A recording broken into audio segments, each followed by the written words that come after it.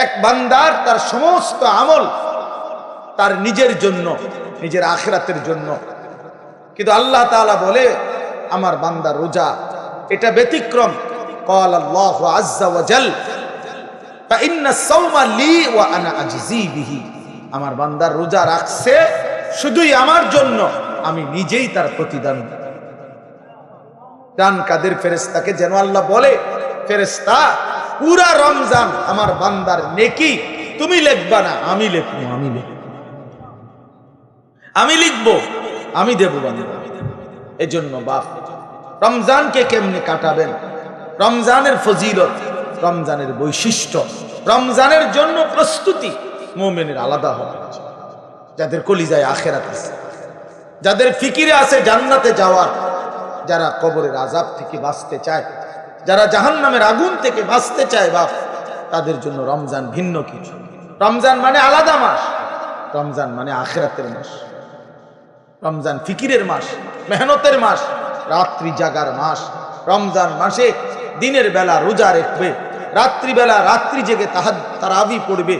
আল্লাহ তাআলা এমন ভাবে সাজাইছেন যে বান্দা 30টা দিন তুমি কষ্ট মুজাহাদা পরিশ্রম করে আমার রমজানটাকে কদর করো, 30 দিন পরে আমি আল্লাহ তোমাকে মুত্তাকি বানিয়ে জান্নাতি বানিয়ে দেব, জান্নাতি বানিয়ে দেব। এই জন্য আমরা মাহে রমজানের প্রস্তুতি, আমরা যেন রমজানে রাত্রি জাগতে পারি, আমরা যেন রমজানে রোজা রাখতে পারি, আমরা যেন রমজানে নিজেকে প্রস্তুত নিতে পারি। এই জন্য আল্লাহ তাআলা 15 দিন আগেই আল্লাহ তাআলা যেন আরেকটা প্র্যাকটিক্যাল আমার মধ্যে যেন হিম্মত, আমার মধ্যে যেন রোজার শক্তি, আমার ভিতরে যেন রমজানকে পালন করার মজবুত হিম্মত আসে। এই জন্য আল্লাহ তাআলা রমজানের 15 দিন আগে লাইলাতুন নিসফে মিন শাবান এই রাত্রিটিকেও আল্লাহ দান করেছেন। বলছেন বান্দা শবে বরাত নামের এই লাইলাতুন নিসফে মিন শাবান এই রাত্রিটিতে সারা রাত আল্লাহর বন্দিগিতে জেগে থাকো, পরের দিন রোজা রাখো, এই হিম্মত নিয়ে রমজানের মধ্যে আগে বাড়ো, আগে বাড়ো। এটা একটা প্রস্তুতি নাও, এটা একটা প্রশিক্ষণ নাও, প্রশিক্ষণ। সেই রাত্রিটাও আগামীকাল আমাদের সামনে শবে বরাত, লাইলাতুন নিসফে মিন শাবান, অত্যন্ত মহিমান্বিত মর্যাদাপূর্ণ একটি রাত শবে বরাত, যেটা আমরা শব্দটা তো জানি, কিন্তু আমরা যথাযথ বন্দিগি করতে জানি। শবে বরাত এটা আল্লাহ তাআলা আমাদের প্রিয় নবী সাল্লাল্লাহু আলাইহি ওয়াসাল্লামের মাধ্যমে আল্লাহ তাআলা আমাদের জন্য দান করেছেন। হাদিসের মধ্যে আছে হযরত মুআজ ইবনে জাবাল রাদিয়াল্লাহু তাআলা আনহু, সহিহ ইবনে হিব্বান সহ কিতাবেও আছে, এবং মুহাদ্দিসিনে কেরামের বিশ্লেষণে, সব ঘরানার মুহাদ্দিসিন ওনাদের বিশ্লেষণে এই হাদিসটি সহিহ হাদিস।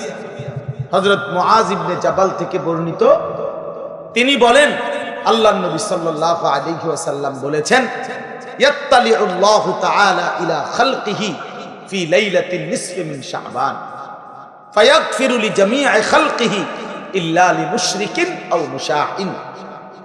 নবী সাল্লাল্লাহু আলাইহি ওয়াসাল্লাম বলেন, যখনই মধ্য শাবান, শাবানের মধ্য রাত্রি আসে, অর্থাৎ এই শবে বরাত আসে, তো আল্লাহ তাআলা কুদরতি ভাবে একদম বান্দার কাছে প্রথম আসমানেই আগমন করেন, এবং আল্লাহ তাআলা এই রাত্রিতে সেই সন্ধ্যা থেকে ফজর পর্যন্ত রাতভর বান্দা আল্লাহর কাছে তওবা করে, ইস্তিগফার করে, দোয়া করে, কান্নাকাটি করে, বারবার নিজের গুনাহ মাফ চায়, আল্লাহর কাছে চোখের পানি ফেলে, তো আল্লাহ তাআলা তার কোটি কোটি বান্দাকে সারা রাত ভর মাফ করতে থাকে।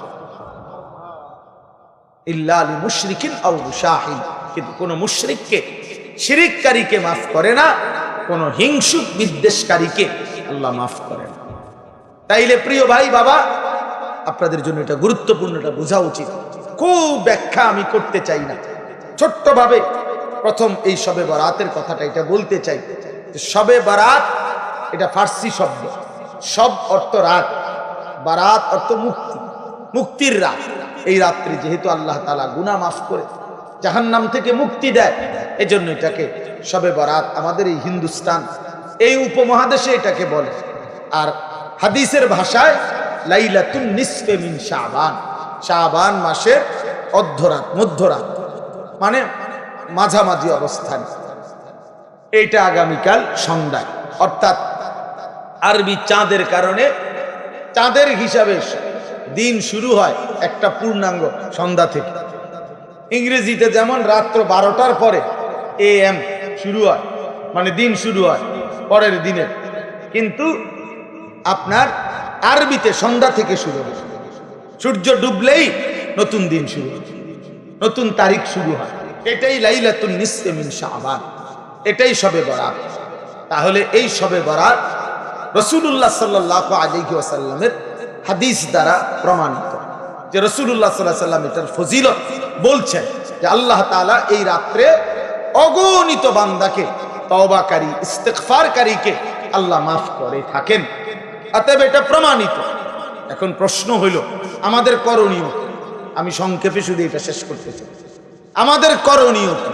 আমাদের করণীয় হলো এই রাত্রি জেগে ইবাদত করা, ইহয়াউল লাইল, রাত্রিটাকে জীবিত করা ইবাদতের মাধ্যমে। কিয়ামুল লাইল, রাত্রিটাকে দাঁড়িয়ে অর্থাৎ আল্লাহর ইবাদতের মাধ্যমে কাটানো, এটাই মূল মাকসাদ। হাদিসের বক্তব্য এটাই বক্তব্য যে রাত্রি জেগে ইবাদত করো। নবী সাল্লাল্লাহু আলাইহি ওয়াসাল্লাম বলছেন, কুমু লাইলাহা ওয়া সুমু ইয়াওমাহা, তোমরা রাত্রি জাগো আর দিনের বেলা রোজা রাখো। তাহলে আমাদের দুইটাই কাজ, একটা হলো রাত্রি জেগে ইবাদত করা, পরের দিন রোজা রাখা। এটাই।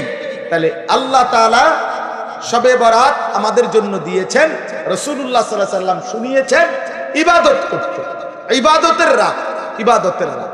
আর নফল ইবাদতের ক্ষেত্রে বান্দার কাছে কোরআন সুন্নাহর এটাই বক্তব্য, এটা কোনো ফরজ ইবাদত না, এটা ওয়াজিব ইবাদত না, এটা নফল ইবাদত। শবে বরাত কি ইবাদত বলেন? সবাই বলেন কি ইবাদত? আর নফল ইবাদতের মধ্যে একাকিত্ব, এটাই কাম্য, এটাই কোরআন সুন্নাহর ভাষ্য যে একাকী, প্রত্যেকেই মুস্তাকিল নফল ইবাদত নিজের মতো করে নিজের জন্য করবে, নিজের জন্য করবে। আমি আর আপনি সমান না। আমি আমার বয়স হিসাবে আমি 40 রাকাত নামাজ পড়তে পারবো, আপনি পারবেন 20 রাকাত।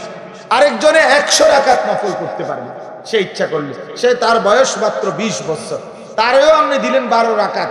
80 বছরের বুড়া মিয়ারেও দিলেন 12 রাকাত। এটা ইনসাফ হলো না, এটা নফল হলো না, এটা তো বাধ্যতামূলক করে দিলেন, এটা বাধ্যতামূলক করে দিলেন। অথচ এই যুবক তো ইচ্ছা করলে এক রাত্রিতে সে 100 রাকাত নফল করতে পারে, কারণ তার তো শরীর আছে, তার তো সামর্থ্য আছে। আমরা কিতাবে পড়ছি, আবু ইসহাক আস-সাবিঈ এক বড় বুজুর্গ ছিলেন। উনি বলছিলেন, যুবক যৌবন কালে এমন হাজারো রাত, শত শত রাত আমার জীবন থেকে গিয়েছে যে এই রাত্রিগুলোতে আমি এক রাকাতে পুরা সূরা বাকারা 3.5 পারার মতো পুরাটা তেলাওয়াত করে ফেলেছি, তেলাওয়াত করে ফেলেছি। হযরত উসমান রাদিয়াল্লাহু তাআলা আনহুর মতো সাহাবী এক রাকাতে পুরা মুকাম্মাল কোরআনুল কারীম এক খতম দাঁড়ায়া পড়ে ফেলেছে। তাইলে নফল আমল সবার কি বরাবর? কথা বলেন না কেন? তাইলে আল্লাহর নবী সাল্লাল্লাহু আলাইহি সাল্লাম, ওনার স্ত্রী আম্মা জান আয়েশা, নবীজির বিবি, উনি বর্ণনা করছেন আল্লাহর নবী সাল্লাল্লাহু আলাইহি সাল্লাম কানা রাসূলুল্লাহ সাল্লাল্লাহু আলাইহি ওয়াসাল্লাম ইউসাল্লি বিল লাইল, রাত্রি বেলা নবীজি নামাজ পড়তেছিলেন। ফাআতালা সুজুদ, সিজদাটা লম্বা করলেন, লম্বা একটা সিজদা দিলেন। হাত্তা জানান্তু আন্নাহু কাদ কুবিজা, হযরত আয়েশা নিজে বলতেছেন, আমি ভাবলাম এত লম্বা সিজদা না জানি নবীজি ইন্তেকাল করলেন কি, আর তো মাথায় উড়ায় না। কখন সিজদা দিলেন, আহারে মাথায় তো তুলতেছে না। হযরত আয়েশা রাদিয়াল্লাহু তাআলা আনহা বলেন, আমি তখন নবীজি সাল্লাল্লাহু আলাইহি সাল্লামের পায়ের তালুতে পিছনে আঙ্গুল দিয়া স্পর্শ করলাম, মানে সাইলাম আর বাইচা আছে কি। আল্লাহর নবী সাল্লাল্লাহু আলাইহি সাল্লাম একটু পরে যখন নামাজের সালাম ফিরাইলেন, তো নবীজি জিজ্ঞেস করলেন, আয়েশা তুমি কি ভেবেছো আমি তোমার উপরে কোনো জুলুম করেছি? অর্থাৎ তোমার সাথে না থেকে রাত্রিটা আল্লাহর ইবাদতে কাটায় দিছি, এতে কষ্ট পাইলা তুমি? হযরত আয়েশা বলেন, ইয়া রাসূলুল্লাহ, না, আমি কষ্টের কারণে বলি নাই। আমি মূলত ভেবেছিলাম এত লম্বা সেজদা দিছেন, না জানি আপনার ইন্তেকাল হয়েছে কিনা, এই জন্য আমার ভয় লাগছে দেখে আমি আঙ্গুলটা স্পর্শ করছি। আমার চাহিদার জন্য না, আমি আপনার পেরেশানিতে করছি। তো আল্লাহর নবী সাল্লাল্লাহু আলাইহি ওয়াসাল্লাম বললেন, আয়েশা, তুমি কি জানো আজকের রাত কোন রাত? তখন হযরত আয়েশা বললেন, জানি না ইয়া রাসূলুল্লাহ, আপনি জানেন, আপনি বলেন। তো আল্লাহর নবী সাল্লাল্লাহু আলাইহি ওয়াসাল্লাম বলেন, এই আজকের রাত্রি হচ্ছে লাইলাতুন নিসফি মিন শাবান, এটাই শবে বরাত, এটা শাবানের মধ্যরাত। এই রাত্রিতে আল্লাহ তাআলা যত লোক আল্লাহর কাছে গুনাহ মাফ চায়, তওবা করে, আল্লাহ তাদেরকে মাফ করে থাকে। যত লোক আল্লাহর কাছে দয়া ভিক্ষা করে, তো আল্লাহ তাআলা তাদের উপরে দয়া করে, দয়া করে। তাহলে আল্লাহর নবী সাল্লাল্লাহু আলাইহি সাল্লাম এত লম্বা সেজদা দিবেন যে নবীর বিবি উনি পর্যন্ত ভয় পাচ্ছিলেন যে ইন্তেকাল করলেন কিনা। তাইলে নফল ইবাদত, নফল ইবাদত একটা লক্ষণীয় কথা বোঝেন, শুনতেছেন আপনারা? আরে ভাই, বুঝতেছেন আপনারা? আপনার ইনসাফে কি বলে যে আমার বিবি, আমি নামাজ পড়তেছি, আজকের রাত্রি এত গুরুত্বপূর্ণ, কিন্তু উনি উনার বিবিকেও, অর্থাৎ এতটা আলাদা যে একত্রে না, তুমিও বসো, তুমি আমরা দুজন মিল্লা গড়ি ধরো, তুমিও 15 মিনিট সেজদা দিবা, আমিও 15 মিনিট সেজদা দিব, তুমিও আধা ঘন্টা লাগাইয়া নামাজ পড়বা, আমিও আধা ঘন্টা লাগাই পড়ি, এরকম কথা বলছেন এখানে। তাইলে বুঝা গেল নফল ইবাদত প্রত্যেকের শরীর, স্বাস্থ্য, সামর্থ্য অনুপাতে প্রত্যেকের জন্য আলাদা আলাদা, প্রত্যেকের জন্য কি বলেন না, আলাদা আলাদা আলাদা আলাদা আলাদা আলাদা। তাইলে শবে বরাত হাদিস দ্বারা প্রমাণিত। কি দ্বারা প্রমাণিত? উলামায়ে কেরাম, আসলাফ, পূর্বপুরুষদের, মনীষীদের, বুজুর্গদের কথার আলোকেও শবে বরাত প্রমাণিত। এই রাত্রি ইবাদতের রাত, এটা প্রমাণিত কথা।